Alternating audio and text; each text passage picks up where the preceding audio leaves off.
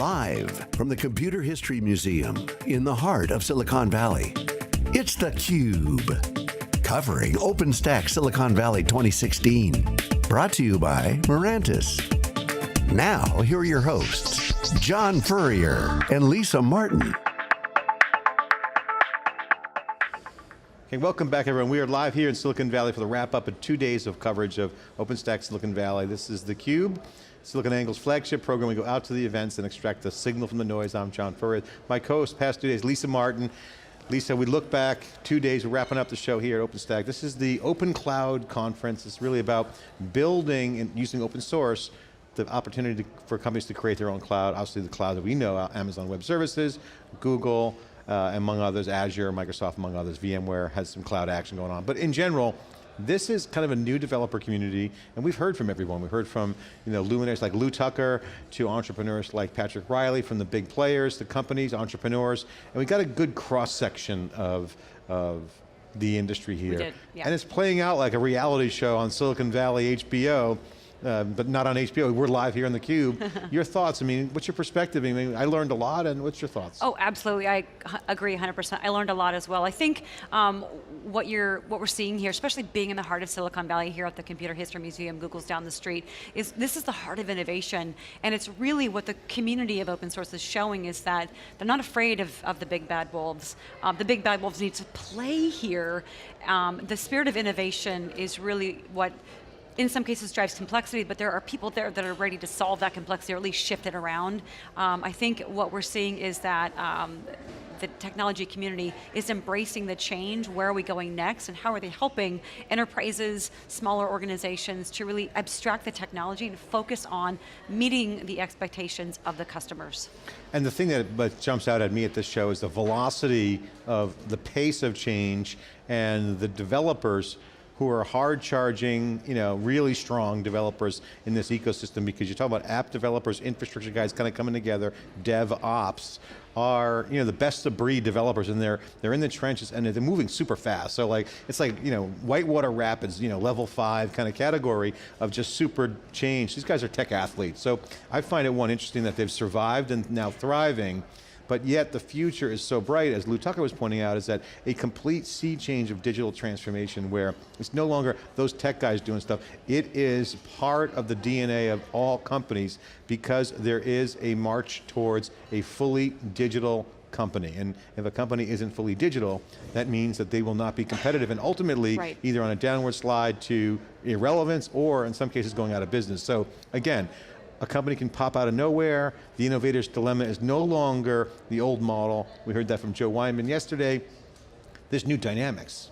The Ubers, the Airbnbs, and you get the big guys like Apple and Google still contributing, and then you got Facebook, they're making their own hardware, virtual reality, augmented reality. These are the top line messages in this industry, yet the lowly enterprise who's been doing stuff the same way for multiple decades moving slowly is looking at this trend and really having a tough choice. They got to be relevant or they will be irrelevant. Absolutely, and one of the things that you brought up I think is key is speed. It's that everything needs to happen right now, right now, right now. And there are all these companies that are coming up that are born from the innovations that we're seeing in the open source community that are enabling this, making it possible, so that the Ubers of the world are kind of the models for the Wells Fargos of the world to become software technologies. But your point, and Lew's was great, is that digital transformation, you make one wrong step, and there is no business there, and there's certainly competition waiting in the wings to take over. So I think we're in a time of incredible speed, but there's also incredible capabilities to enable that speed. Yeah, and we had used an example on day one yesterday, talking about Jet.com was sold to Walmart for $3+ billion, wasn't even around 2 years ago.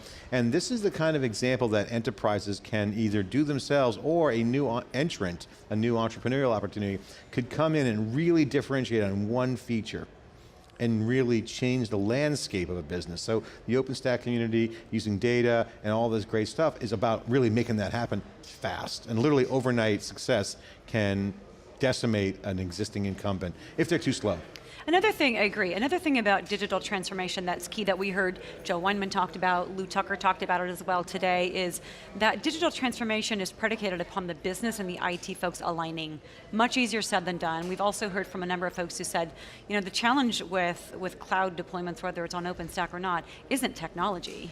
it's all of these things in the way, and part of that's people and processes. So really, to become a successful digital business takes time when you don't have it, but it also is absolutely essential that there's alignment within the corporation. They know what problem are we trying to solve, what do our customers want, how do we do that?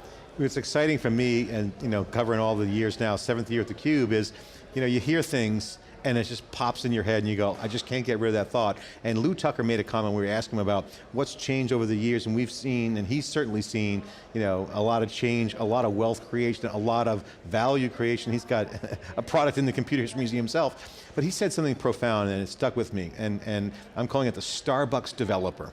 And that's what's in my head, I can't get rid of that. He made a comment that now the barriers of software are such that someone can go to Starbucks, whip up an app and provision it in the cloud, and literally be on their way to essentially making a difference in someone's lives. I've never heard that term, we'll call it the Starbucks developer. But that represents the future. It could be an enterprise developer, it could be an entrepreneur. That Starbucks developer is this new breed. It's not so much the guy who got a computer science degree, it could be anyone. Right, and that's what's so exciting, and I think that's what this community is showing, that there is that opportunity. Of course, we're in Silicon Valley, where you go to a Starbucks and maybe the wallpaper is ones and zeros, but I love that you're right, that speed and that innovation, the possibilities are endless, and it's going to take this fresh talent coming in who maybe hasn't been burned by some of the things and the biases in the past to help drive that, and I think the timing is right for that. I think also the OpenStack has shown that. You talked about, from survive to thrive, they've done that. They're now on the cusp of really showing companies how to start opening up new revenue streams and monetizing it. That time is now, we're on the cusp of that. And I'm constantly intrigued by the open source business model. We talk about it all the time on theCUBE, but the comments we're hearing in the hallways here is that this now dynamic is so game changing, and the fear in the hallways here in Silicon Valley is that the VCs are going to get their claws into the deals, and that's a worry because when VCs put a big investment, say in Docker for instance, which we love Docker, DockerCon, they have a lot of money in that. They got to get that money out. They're investors, they're not philanthropy. So that is an interesting forcing function which actually could cause an imbalance in these ecosystems. So the thing that I'm watching right now, and I haven't heard a lot of it, and I haven't seen any smoke yet, but kind of the whisper in the hallways is, as the land grab and the growth happens, with growth comes a land grab, commercial opportunities, is people are worried that the VCs are going to get their claws into these startups that are funded to leverage an ecosystem or use open source. So again, this balance in the organic communities of open source, now that it's a tier 1, is about contribution and giving back, and we heard conversations that Amazon takes from open source but doesn't give back. Right. So there's going to be, I think, this new dynamic of someone's going to have to take the prize off the table in terms of revenue. Right. Who is that going to be? And we're also in this new dynamic of the developers being in charge and the buyers being in control. So from a transparency perspective, where does that leave OpenStack and the ecosystem partners when the buyers can get access to anything that they're looking for? I'm curious what your take is on that. Well, I think that's a great point. I think that the reason why OpenStack is successful is because they have put the developers in charge. When OpenStack had a really interesting moment when it first came out on the scene, it was a vendor love fest, and it was felt not authentic. And then what happened is the foundation got down to its roots and said, hey, contribute with code, let your code do the talking. And since then, you've seen this OpenStack Foundation being shepherded and nurtured by the notion of contribution or developers in charge. But I think in general, this goes to a whole nother level in all ecosystems, and certainly even into the enterprise, which is the business model, the technology model, and the data modeling is all upside down. It's the reverse of what it was. In fact, the success formula that people are implementing is, whatever the old way was, we're just going to do the opposite because that seems to be the common trend across all kind of processes, is that it's the reverse of what it once was. Right. So that's an interesting kind of dynamic, and certainly scary for people, not just culturally, but just operationally. So I think this digital transformation is going to be a lot more awkward than we think, but the benefits would be significant in my mind. So that's kind of my take on it. So I think the OpenStack, this buyer-led journey, the discovery, how people interact in a connected network will ultimately play out in a way that's might not be the way the suppliers or the vendors who sell stuff want it to be. Right. So that's going to be a very interesting dynamic. Definitely. Well, great to have you there this week. It's been fun co-hosting with you. It has been fun. I've enjoyed it, John. We had a great time. OpenStack Silicon Valley, OpenStack SV. Go to siliconangle.com, check out all the latest information on innovation around tech. Also go to wikibon.com where you get great research. There's some free content on there as well as a subscription. Go to siliconangle.tv to find out when the next CUBE event will be. And of course, go to YouTube for all the videos. And this is theCUBE Live. We'll see you at the next show. Thanks for watching. And this is a wrap from OpenStack SV in Silicon Valley. I'm John Furrier with Lisa Martin. Thanks for watching.